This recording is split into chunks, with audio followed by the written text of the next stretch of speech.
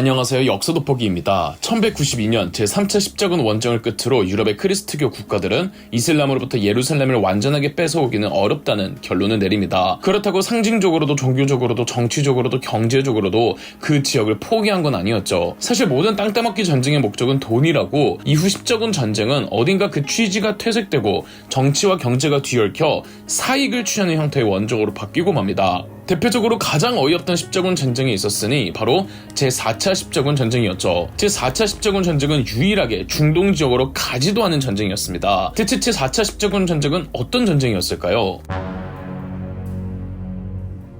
유럽의 크리스트교 국가들은 이슬람으로부터 예루살렘을 완전하게 뺏어오기는 어렵다는 결론을 내렸어도 교황청은 달랐습니다. 교황청 입장에서는 다른 것도 아니고 성지인 예루살렘이 이교도들의 손아귀에 있는 걸 원치 않았죠. 1198년 교황 인노첸시오 3세는 프랑스 측에 제4차 십자군 원정이 필요하다며 프랑스의 여러 제후들에게 십자군을 결성하도록 독촉했습니다. 교황 인노첸시오 3세는 2, 3차 십자군 원정의 실패의 원인을 너무 많은 국가와 기사단들이 참여하여 병사들의 단결력이 부족한 데서 찾았습니다. 그래서 4차 십자군은 프랑스 에만 참여를 권고했습니다. 또 과거 십자군 원정은 신성 로마 제국의 황제와 각 나라의 국왕들이 참여를 했었는데 교황은 지위가 높은 국왕들이 참전하니 내부적으로 결속력이 약하다고 판단했기에 4차 십자군 원정에서는 제후들만 참가토록 했죠. 이로써 70명이 넘는 프랑스의 명망 있는 제후들이 모였습니다. 그중 6명의 제후들을 대표로 뽑아 십자군 원정의 총괄을 맡도록 했습니다. 6명의 대표 제후들은 심사숙고 끝에 제4차 십자군 전쟁의 플랜을 세웠습니다. 그들의 목적지는 이집트의 카이로로 정했습니다. 2, 3차 십자군 때 특히 유럽에서 느낀 게 예루살렘을 지속적으로 차지하기 위해서는 남쪽의 이집트를 먼저 제압하는 게 선행되어야 한다는 것이었죠. 이때 십자군 원정이 필요한 물자의 수송과 선박의 이용은 베네치아 공화국의 도움을 받기로 합니다. 1차 십자군 때 동로마 비잔티움 제국과 멀어진 뒤로 십자군은 2, 3차 때 주로 이탈리아 도시국가들 상인들의 도움을 받아 바다를 건너 중동 지역으로 향하곤 했죠. 도움이라기보다는 엄연히 돈을 받고 해주는 거였죠. 1201년 5월 6명의 제후들은 베네치아 공화국으로 사절단을 보냈습니다. 당시 베네치아는 국가원수를 선발하는 공화국으로 베네치아 공화국의 국가원수를 도제라고 불렀습니다. 6명의 제후들이 보낸 사절단은 베네치아 공화국의 도제에게 이번에도 4차 십자군의 수송 및 선박 이용을 의뢰했습니다. 당시 베네치아 공화국의 도제는 80세를 넘긴 엘리코 단돌로라는 고령의 인물이었습니다. 베네치아 공화국의 엘리코 단돌로는 4차 십자군이 이용할 선박과 물자의 이동을 지원해준 대가로 십자군에게 85,000 마르크를 청구했습니다. 십자군 측에서는 85,000 마르크를 4개월 분할 납부하는 방식을 전제로 금액에 대해 수긍했습니다. 그런데 엘리코 단돌로는 4차 십자군에게 뜬금없는 제안을 했습니다. 엘리코 단돌로는 본인도 베네치아 병사 6,000명을 이끌고 직접 십자군에 참전하고 싶다는 거였습니다. 십자군 입장에서는 군사력 증대가 나쁠 게 없었습니다. 그리고 국가원수가 직접 참전하기 때문에 베네치아 병사들의 통솔도 큰 문제가 없을 거라 판단했죠. 교황도 6명의 제후들도 인정했습니다. 4차 십자군과 베네치아 공화국 사이의 거래가 성사되자 이들은 1년 후인 1202년 6월 베네치아에서 다시 집결하기로 했습니다. 엘리코 단돌로와 베네치아 의회는 왜 이런 부탁도 하지 않은 참전을 하는 것일까요? 베네치아 공화국 정부는 십자군 원정을 하나의 큰 사업으로 간주하였습니다. 전쟁에서 이기면 엄청난 전리품을 얻을 수 있기 때문이죠. 또 교황을 상대로 많은 걸 요구할 수도 있고요. 단순히 선박의 이용만 도와주는 게 아니라 직접 참전한다면 더 많은 걸 요구할 수 있겠죠. 베네치아 공화국은 즉시 국영 조선소를 풀가동시켰습니다. 그리고 해외에 나가 있는 모든 상선들에게 출발 직전까지 베네치아로 돌아오게 했습니다. 이집트 카이로를 점령하고 얻게 될 전리품에 흐뭇해진 베네치아 상인들은 너도 나도 할 것 없이 이 사업에 뛰어들었습니다. 약속했던 1202년 6월이 다가왔지만 오기로 한 십자군 전원이 모이지 않습니다. 십자군에 참여하기로 했다가 마음을 돌린 기사들도 있었고 개인적인 일 때문에 늦게 도착하는 제후들도 있었습니다. 또 원래 총대장이었던 쌍파뉴 백작이 죽자 쌍파뉴 백작 밑에 있던 장수들이 십자군 전쟁 비용을 쓰일 쌍파뉴 백작의 재산을 갖고 튀는 경우도 있었습니다. 심지어 베네치아로 안 모이고 바로 이슬람을 공격하러 가는 단독 행동부대도 있었습니다. 이렇게 해서 모인 병력은 원래 모이기로 했던 병력의 3분의 1 정도, 대략 1만여 명 정도였다고 합니다. 그나마 있는 제후들이 어떻게 해서든 기사들을 모아봤지만 병력 손실을 메우긴 부족했습니다. 절대 1202년 6월에 출병할 수도 없었고 고작 1만여 명으로 베네치아가 요구했던 85,000 마르크를 지불할 수도 없었죠. 베네치아 입장에서도 당황스러웠습니다. 나름 거국적 사업이라 이것저것 돈 많이 들여서 준비한 건데 일이 이렇게 틀어져 버리니까요. 베네치아가 이대로 적자를 낼 수는 없었습니다. 베네치아의 도지였던 엘리코 단돌로와 베네치아 공화국의 의회는 십자군 측에 제안을 하나 했습니다. 십자군 측이 자라라는 도시를 먼저 공격한 이후에 이집트로 떠나는 게 어떻겠냐는 거죠. 자라는 아드리아해 동안에 위치한 한때 베네치아의 산하 도시였던 도시였으나 헝가리 왕국의 침입으로 베네치아를 배신한 도시였습니다. 또한 아드리아해 해상무역에서 지리 지리적인 요충지였죠. 그러니까 베네치아가 자라를 공격할 때 십정은 보고 도와달라는 거죠. 그러면 채무 상환 기간을 무기한 늘려주겠다고 했습니다. 십정은 측은 많은 고민을 했습니다. 십자군이란 애초에 이교도인 이슬람과 싸우기 위해 결성된 크리스트교 군대였습니다. 그런데 자라와 헝가리 모두 크리스트교였습니다. 이슬람과 싸우려고 구성된 군대가 같은 종교와 싸우다니 본질을 흐리는 전쟁이었죠. 그러나 총대장 몬페라토 후작과 대표 제후들은 베네치아의 제안을 승낙했습니다. 십자군 입장에서는 채무를 반드시 갚아야 전쟁을 할 수 있었고 베네치아 없이는 전쟁도 없기 때문에 그들의 요구를 들어주었죠. 제4차 십자군과 베네치아 연합함대는 베네치아를 출항하여 자라에 도착 5일간의 전투 끝에 자라를 함락시켰습니다. 십자군 측은 베네치아를 도와줬으니 이젠 이집트로 떠나자고 했습니다. 그런데 때는 겨울이었습니다. 겨울에는 뛰어난 항해수를 갖고 있는 베네치아 상인들도 최대한 항해를 피합니다. 베네치아 공화국은 십자군 측의 겨울바다는 너무 위험하니 내년 봄에 출정하자고 했습니다. 십자군 측은 애초에 본인들 실수로 전쟁이 미뤄졌기 때문에 베네치아에게 뭐라 할 수도 없었습니다. 그리고 그렇게 제4차 십자군은 1203년 봄을 기약하게 됩니다. 1203년 봄에는 이집트로 갈 수 있겠죠? 제4차 십자군은 자라에서 겨울을 지내고 있었습니다. 그해 12월이 되던 때였습니다. 자라에 동로마 비잔티움 제국의 알렉시우스 황자가 4차 십자군을 찾아온 곳이었습니다. 왜 뜬금없이 비잔티움 제국의 황자가 4차 십자군을 찾아왔을까요? 알렉시우스 황자는 눈물을 흘리며 4차 십자군의 수뇌부들에게 비잔티움의 수도 콘스탄티노플을 함락시켜달라고 간청했습니다. 사연인즉 알렉시우스 황자의 삼촌이 반란을 일으켜 형이자 알렉시우스 황자의 아버지를 폐위시키고 본인이 황제가 되었는데 알렉시우스 황자는 삼촌의 눈을 겨우 피해 도망쳐 나온 거였다고 합니다. 4차 십자군에게는 당혹스럽게 그지없었습니다. 비잔티움 제국 내부의 싸움에 십자군이 끼어들 이유는 없잖아요. 그런데 알렉시우스 황자는 만약 자기 삼촌을 내쫓고 자기를 황제로 만들어준다면 다음과 같은 약속을 반드시 지키겠다고 다짐했습니다. 첫째, 20만 마르크를 지불한다.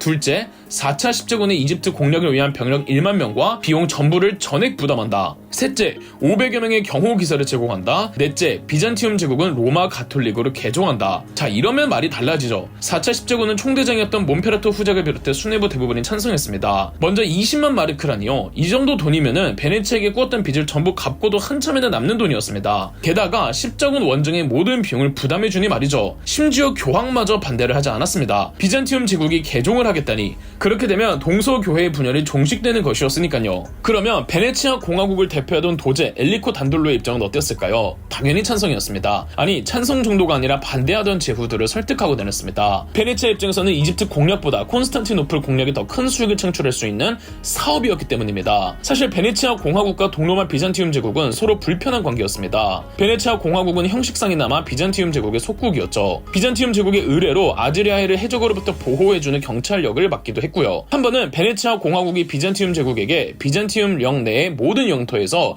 자유로운 통상을 허가하고 관세를 비롯한 모든 세금을 면제해달라고 요구했습니다. 비잔티움 제국은 요구를 들어줍니다. 비잔티움 제국의 수도였던 콘스탄티노플은 베네치아 상인들의 새로운 근거지였습니다. 당시 콘스탄티노플 남자의 10%가 베네치아 상인이었다고 하니 베네치아 상인들의 영향력이 어느 정도였는지 알 수 있네요. 그런데 비잔티움 제국의 상인들은 화가침을 노릇이었습니다. 베네치아 상인들이 가지고 오는 품목은 매우 질 좋은 품목이었습니다. 그걸 매우 싼 가격으로 팔고 있으니 비잔티움 제국의 상권은 파탄이 나는 겁니다. 결국 1171년 비잔티움 제국 상인들이 폭동을 일으켰고 거의 모든 베네치아 상인들은 콘스탄티노플에서 쫓겨났습니다. 일부 베네치아 상인들은 죽기까지 했습니다. 비잔티움 제국은 베네치아 상인 추방령을 내렸고 근 20년 동안 베네치아 공화국은 콘스탄티노플에 발도 못 디딛게 됩니다. 베네치아 공화국 입장에서는 비잔티움 제국과의 통상 단절이 경제적으로 큰 손실이 됐습니다. 1190년 베네치아의 노력으로 겨우 베네치아 상인이 콘스탄티노플에 오는 것만 허용이 됐지 장사까지 하기에는 여러가지 제약이 따랐고 비잔티움 제국과의 관계도 예전 같지 않았습니다. 베네치아 공화국 입장에서 예전에 누렸던 특권을 다시 보장받아야 그 옛날에 막대한 돈을 벌 수가 있었던 거죠. 만약 베네치아가 합류한 십자군이 알렉시우스 황제를 도와준다면 베네치아는 옛날에 그 특권을 요구할 권리가 있었고요. 이렇게 해서 4차 십자군은 이교도의 이집트가 아닌 비잔티움 제국의 수도 콘스탄티노플로 방향을 바꾸어 진격하게 되는데요.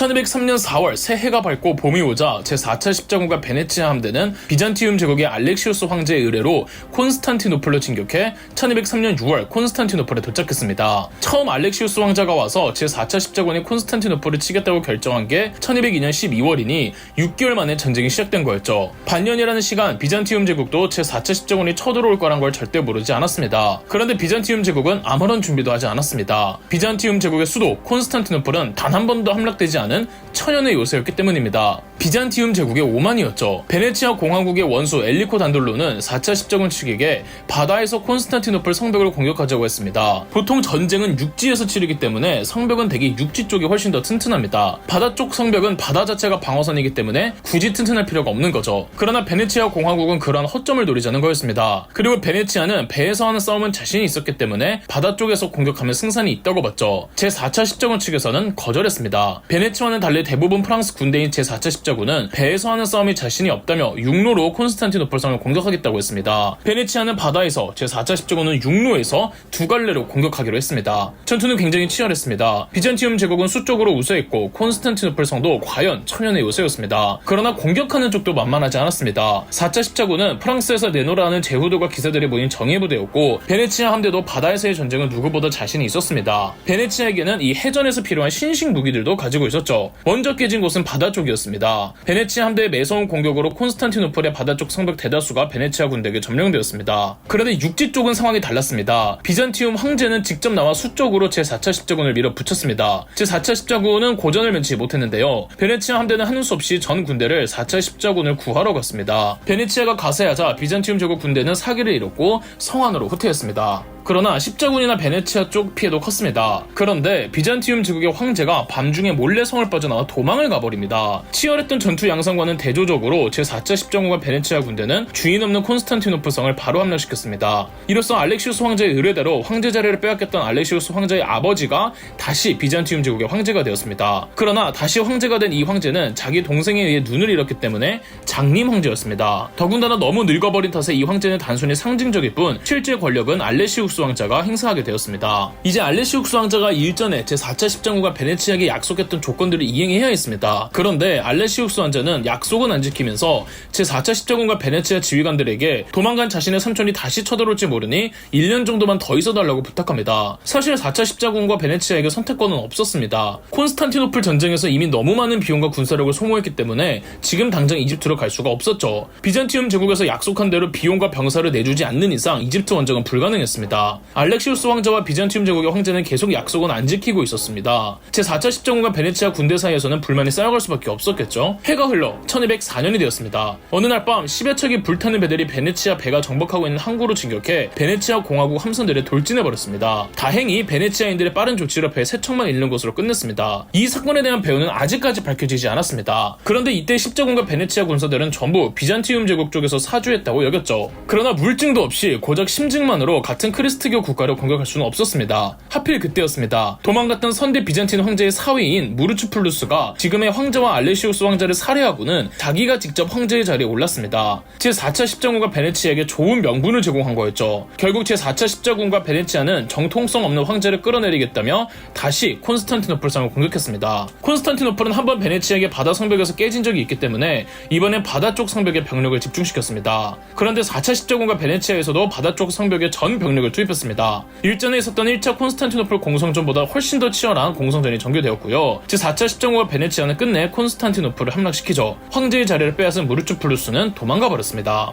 이제는 주인 없는 콘스탄티노플에 입성한 4차 십자군과 베네치아 군대는 끔찍한 짓을 자행했습니다. 우선 정교의 교회로 찾아가 비싼 금품과 의식용 제기들 등 비싸 보이는 모든 물건들을 약탈해갔습니다. 성 소피아 성당 내부에 있는 금들을 다 뜯어갔습니다. 더 이상 빼앗아갈 게 없으면 교회를 방어해버렸죠. 교회만이 아니었습니다. 콘스탄티노플의 백성들에게도 빼앗을 게 있으면 전부 약탈하고 이를 저항하면 죽이거나 방화를 해버렸습니다. 크리스트교라는 종교로 구성된 군대가 어찌나 끔찍했는지 믿기지가 않을 정도였죠. 한편 비잔티움 제국의 수도 콘스탄티노플을 함락한 4차 십자군과 베네치아 지휘부는 비잔티움 제국의 새로운 황제를 선출하기로 했습니다. 새로운 황제는 십자군 측 6명, 베네치아 측 6명의 대표를 뽑아 12명에서 투표로 하기로 했습니다. 가장 유력한 후보는 베네치아의 도제 엘리코 단돌로였습니다. 그러나 엘리코 단돌로는 고령으로 인해 먼저 자신을 후보 자리에서 제외해달라고 했습니다. 엘리코 단돌로가 아니면 가장 유력한 후보는 4차 십자군의 총대장이었던 몬페르토 후작이었습니다. 그러나 엘리코 단돌로는 그가 황제가 되는 것을 반대했습니다. 몬페르토 후작은 베네치아의 이전에 라이벌 국가였던 제노바 공화국과 친했기 때문이죠. 엘리코 단도로는 몬페라토 후작이 아닌 플랑드르 백작으로 여론몰이를 했고 투표 결과 플랑드르 백작이 과반수를 넘어 새로운 황제로 등극했습니다. 이들은 비잔티움 제국에 이름도 없었습니다. 새로운 황제에 맞게 나라 이름도 새로 지어야 한다는 것이었죠. 그래서 탄생한 게 라틴 제국이었습니다. 베네치아 공화국 입장에서도 처음부터 노리던 것을 얻어낼 수 있었습니다. 콘스탄티노플에서 베네치아 성에는 아무런 제약도 없이 마음대로 장사를 할 수 있었으며 콘스탄티노플에서 베네치아 외 다른 그 어떤 나라의 상인들도 장사할 수 없게 해놨습니다. 제노바와 같은 다른 해양 국가들의 진출을 원천 봉쇄해버릴 수 있었죠. 한편 4차 십자군을 지휘했던 엘리코 단돌로는 이듬해 1205년 고국으로 돌아가지 못하고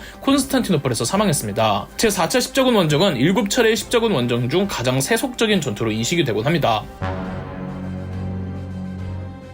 십자군의 본질과 아무런 상관없이 끝나버린 제4차 십자군, 비잔티움 제국으로 가는 것도 결국은 이집트 원정을 위한 과정이라 여겼는데 결국 이집트 원정도 없이 비잔티움 제국 무너뜨리는 것으로 끝나버렸습니다. 처음 제4차 십자군을 조직했던 교황 인노첸시오 3세는 노발대발 분노했습니다. 기사단과 왕들에게 모든 걸 맡기는 이런 꼴이 난다고, 다들 사익만 취한다고, 본인이 직접 십자군을 조직하는데 앞장서고 운영해야겠다고 느껴 이번에는 동유럽 국가들 위주로 십자군을 조직하게 됩니다. 다만 미처 십자군을 다시 조직하지 못한 채 교황 인노첸시오 3세는 죽었고 그 뒤를 이은 교황 호노리오 3세가 그 과업을 이어받아 제5차 십자군을 조직합니다. 헝가리 왕 앤드레 2세와 오스트리아 제후 레오폴트 등 그동안 십자군에는 중점적으로 참여하지 않은 왕들과 기사단과 제후들을 불러 모았습니다. 이젠 프랑스도 못 믿겠다는 거죠. 1217년 제5차 십자군은 바다를 가로질러 팔레스타인 지역에 도착합니다. 기존의 십자군 왕국이었던 예루살렘 왕국은 제3차 십자군 전쟁을 기점으로 해안가로 축소되고 예루살렘은 이슬람의 아이유브 왕조에게 빼앗긴 상태였죠. 축소된 예루살렘 왕국의 중심지였던 아크레에 제5차 십자군에 도착하고 예루살렘으로 향했습니다. 겁을 먹은 이슬람인들은 예루살렘을 탈출하는데 이때 예루살렘 성벽을 허물고 도망쳤습니다. 그렇게 얼떨결에 제5차 십자군이 예루살렘을 점령은 했지만 성벽이 없는 상태에서 이슬람의 반격을 막아내긴 어려웠고 다시 뺏기고 맙니다. 1218년 예루살렘 점령 이전에 역시나 이집트를 먼저 점령해야 한다는 판단에 이집트로 진격, 나일강 하류로 진군합니다. 1219년 제5차 십자군은 나일강 하류의 주요 도시 다미에타를 점령하고 그곳을 거점으로 삼아 카이로로 진격을 준비하죠. 그러나 우기의 날씨로 인해 나일강이 자주 불자 제5차 십자군의 진군과 보급에 엄청난 차질을 두었고 이때 이집트에 있던 아이유브 왕조 이슬람군의 수공에 휩쓸려 제5차 십자군은 큰 피해를 입습니다. 카이로 진격은 이렇게 무산되었으며 포로를 돌려받는 조건으로 다미에타까지 돌려주고 그렇게 제5차 십자군 전쟁도 실패합니다. 그럼에도 아직 교황청에서는 성지 탈환을 포기하지 않았는데요.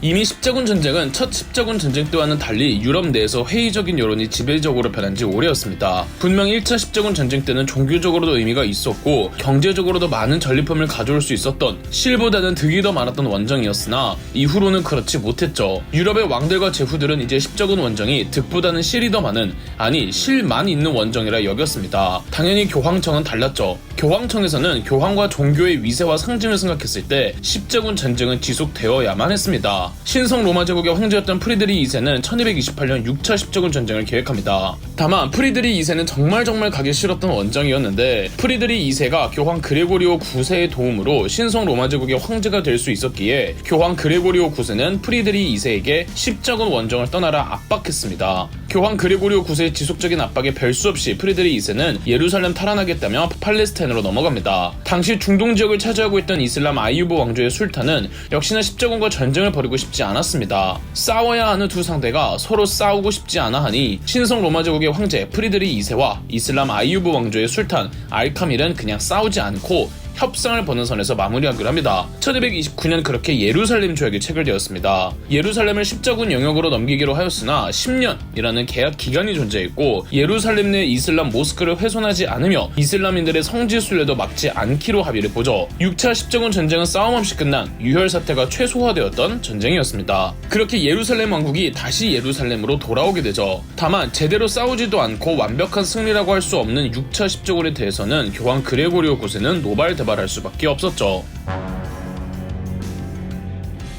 13세기 중반 무렵 중앙아시아 내 호라즘이라는 지역의 군벌이 점점 세력을 팽창해가고 있었습니다. 점점 더 성장한 호라즘 왕국은 오늘날 중앙아시아 일대를 일컫는 트란스옥시아나 지역 전체를 다차지하며 중앙아시아 최강의 이슬람국으로 발돋움하는데요. 호라즘 왕국의 왕조는 투르크 계열이긴 하지만 주민 구성은 대다수가 페르시아계였고 전반적인 문화도 페르시아의 색채가 강했습니다. 여러분 모두가 아시다시피 호라즘 왕국은 징기스칸의 몽골에 멸망당하고 말았습니다. 단순한 멸망 수준이 아니라 국가와 주요 도시들이 쑥대밭이 되어버렸죠. 징기스칸 특유의 말살 정책으로 호라즘의 작은 흔적들까지 파괴해버립니다. 몽골군에게 나라를 잃고 서쪽으로 이주하게 된 호라즘 잔당들은 팔레스타인 지역까지 들어왔고 아이유브 왕조 중 이집트 세력이 호라즘 잔당들을 용병으로 고용하여 1244년 예루살렘 왕국의 예루살렘을 빼앗아버립니다. 예루살렘을 다시 빼앗기자 유럽에서는 다시 탈환해야 한다는 움직임이 일었습니다. 1245년 교황 인노첸시오 4세는 리옹 공의회를 열어 십자군 재조직을 선언합니다. 물론 이전까지 십자군 원정 역사의 데이터가 쌓인 유럽에서는 십자군에 나서려는 국왕이나 영주가 없을 때 프랑스의 국왕 루이 9세가 나서기로 합니다. 우선 루이 9세는 아주 독실한 크리스천이었고 또 본인이 십자군 원정을 기획 및 주도하면은 유럽 내 강한 영향력을 발휘할 수 있는 국가가 될 수 있다고 여겼습니다. 1248년 루이 9세의 7차 십자군은 프랑스를 떠나 1249년 이집트에 도착합니다. 양상은 5차 십자군과 동일했습니다. 십자군은 나일강 하류의 주요 도시였던 다미에타를 먼저 점령하고 카이로로 향하기로 하죠. 다만 5차 십자군 때는 다미에타 점령 후 나일강을 따라 카이로로 가는 중 수공을 당해 실패하고 말았죠. 이집트 이슬람 아이유브 왕조는 카이로에서 나와 만수라라는 곳에 집결해 십자군의 진격을 막기로 하였습니다. 루이 9세는 5차 십자군이 나일강 범람으로 어떻게 되었는지 알고 있었기에 굉장히 천천히 진군했습니다. 한 번은 십자군 측에서 보낸 기병대가 기습에 성공하였는데 기습인 만큼 적군의 반격이 있으면 후퇴를 해야 하는데 루이 9세의 동생 로베르가 승리할 수 있는 절호의 기회라며 형 루이 9세의 조언도 무시한 채 적진을 향해 달려가다가 전멸당하고 맙니다. 이 전투가 만수라 전투입니다. 만수라 전투 이후 승기를 잡은 이슬람군은 루이 9세의 십자군 본대를 향해 공격했고 후퇴하는 과정에서 루이 9세마저 포로로 잡힙니다. 결국 십자군은 다미에타를 반환하는 조건으로 루이 9세를 석방시킬 수 있었고 십자군은 이집트에서 나가죠. 7차 십자군 원정도 대실패였습니다. 옛날 살라딘에 의해 개창했던 이슬람의 아이유브 왕조. 하지만 아이유브 왕조도 서서히 쇠락하고 있었습니다. 어느 이슬람 왕조가 그렇듯 아이유브 왕조 내에서도 여러 군벌들이 있었는데 그중 아이유브 왕조의 이집트에 주둔하던 맘루크의 기병대가 최강의 군사력을 보유한 기병대였습니다. 한 명 한 명의 병사들이 정예병들이었고 십자군 전쟁에서 활약하며 맘루크 기병대는 아이유브 왕조 내에서 입지가 매우 탄탄했으며 연합체적인 성격의 아이유브 왕조에서 맘루크 기병대 덕에 이집트 세력의 입김이 가장 강력했습니다. 이에 불만을 품은 시리아 쪽 세력이 맘루크 기병대를 약화시키려다가 1250년 맘루크 기병대가 반란을 일으켜 아이유브 왕조를 장악했습니다. 기병대 대장이었던 아이바크가 아이유브 왕조의 술탄을 교체하거나 꼭두각시로 세우는 등 자기 멋대로 술탄을 좌지우지하다가 결국은 스스로 술탄에 오르면서 아이유브 왕조는 멸망하고 맘루크 왕조를 세웠습니다. 이제 이집트, 중동, 이라크, 이란의 영역은 맘루크 왕조의 것인 줄 알았으나 생각지도 못한 적들이 동쪽에서 쳐들어오니 그 무시무시한 몽골군이었습니다. 몽골군과 이슬람 맘루크 왕조 간의 전투에서 팔레스타인 레반트 지역의 안티오키아의 영주가 몽골 편을 들었습니다. 안티오키아 역시 1차 십자군 원정 이후에 만들어진 크리스트교 영주국이었으니까 말이죠. 아무리 몽골 훌라구의 아랍 원정으로 맘루크 왕조도 계속 털리고 있었으나 몽골 제국 내 데칸의 사망으로 훌라구가 자리를 비운 사이 맘루크 왕조 군대가 1260년 아인살루트 개국 전투에서 몽골군을 대격파합니다. 이러면서 몽골 편을 들었던 안티오키아 공국 입장이 난처해진 거죠. 결국 맘루크 왕조는 안티오키아를 쑥대밭으로 만들었고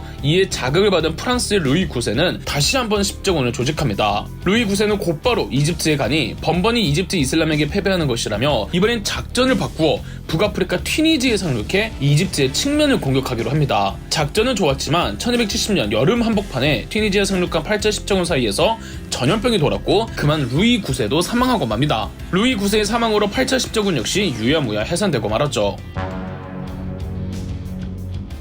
십자군의 마지막 원정이 9차입니다. 참 지겨웠죠 그동안. 본디 루이 9세가 8차 십자군으로 떠날 때 영국도 지원하기로 하였습니다. 영국 십자군은 훗날 에드워드 1세가 되는 에드워드 왕자가 이끈 채 튀니지로 상륙한 프랑스에 맞추어 팔레스타인에 상륙하여 함께 맘루크 왕조를 양쪽에서 협공할 예정이었습니다. 그렇게 영국군이 1271년 팔레스타인의 아크레에 도착해 보니 북아프리카 튀니지에서 루이 9세가 죽어있는 겁니다. 어이가 없죠. 다만 기왕 온 거 돌아가기 애매했던 영국의 에드워드 왕자는 이대로 계속 십자군 원정을 지속하기로 시작으로 합니다. 에드워드 왕자는 성지 예루살렘 탈환을 위해 곧장 예루살렘으로 가기로 합니다. 당시 맘루크 왕조의 5대 술탄이었던 바이바르스 1세가 예루살렘으로 향하는 에드워드 왕자의 십자군을 막으며 전투를 벌였습니다. 십자군과 바이바르스 1세 사이에 엎치락 뒤치락 전투가 이어졌으나 맘루크 왕조의 바이바르스 1세가 기막힌 작전을 구상합니다. 당시 십자군은 키프로스 섬으로부터 해상 보급을 충당받고 있었습니다. 바이바르스 1세는 배를 타고 키프로스 섬으로 가서 키프로스 섬을 쑥대밭으로 만들어 놓았습니다. 보급로가 차단되어 버린 십자군은 예루살렘 왕국의 수도 아크레에 고립되어 버립니다.